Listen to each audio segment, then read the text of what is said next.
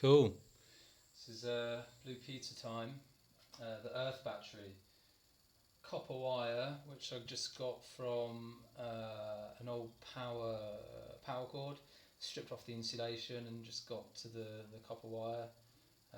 These are just basic, free materials. You can make a much better performing unit. Um, and then the screws and the nails were just whatever I could find knocking around the garage. They've got to be zinc, but most of like screws and batteries are screws and nails are and that. So that's all you do. Just get the copper wire and wrap it around the battery and make like a little sort of like loop, and then create a circuit. So let's put these back.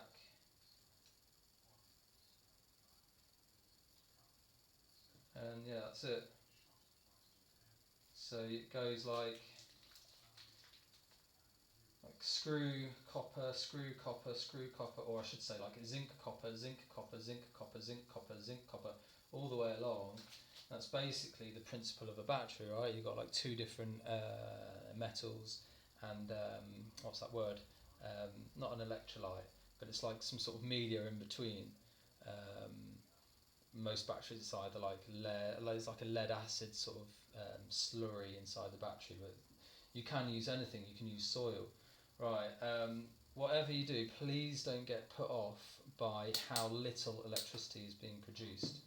This is because I haven't touched this bad boy for over a year, and as you could probably have seen, it doesn't help because there's loads of soil on it, but all the screws are rusted, um, and that's bad because you're harnessing that process of like rusting and kind of converting it to electricity. Do you know what I mean? Like you're using that change of chemicals or that interaction with chemicals and drawing electrodes or electricity from it. So yeah, please don't get put off and think, oh, this doesn't work because it's not hardly producing any electricity. But I'll show you. So you've just got like a positive and a negative. When you connect it up to the multimeter,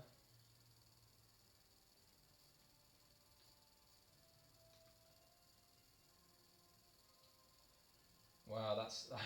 I mean, it's good and it's bad. It's terrible because it's not even half a volt, but it's amazing on the other hand because you're creating electricity from. I'm not going to say nothing, but you know, that's all it is. Like copper wire, nails, and soil. That's it. Just normal soil. When I first did this like a year ago, the first readout I got on the multimeter was over 7 volts. So it goes to show you like how poorly it's performing now, but how much potential um, there is. Um, so yeah, give it a go. This is the other thing I've been messing around with.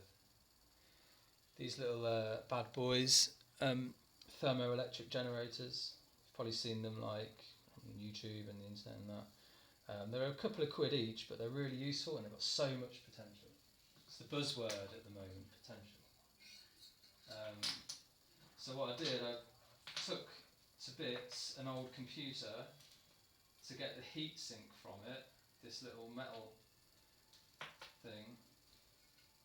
So it's all about the temperature difference between one side and the other. So you get that side as hot as possible, get that side as cold as possible, and the difference in temperature is, well, I guess it's converted to electricity and sent through these wires.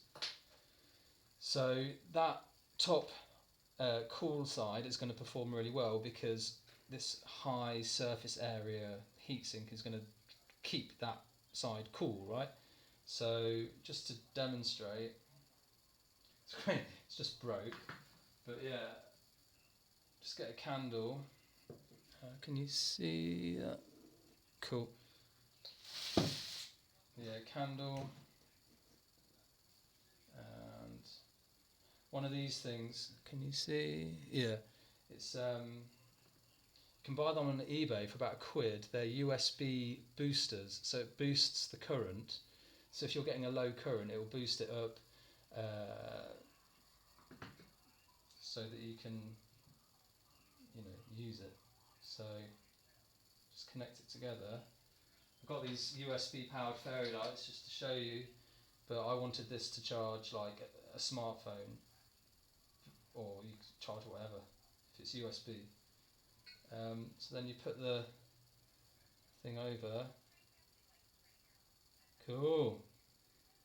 I think this is. I'm going to try not to use that word potential, but I want to sort of build a candle lantern, so I can still use the heat and the light from the candle, but then use the excess heat to charge whatever, smartphone, anything that is charged by USB. So yeah, it'll turn off in a minute. See as the pad cools down. Yeah, it's dying now. So yeah, give it a go. The Earth battery. What I'll do over the next couple of days, I'll go to B&Q, get some new screws, build a new one, and show you how you can, use it, create more energy to then charge whatever devices you want. Cool. Peace out.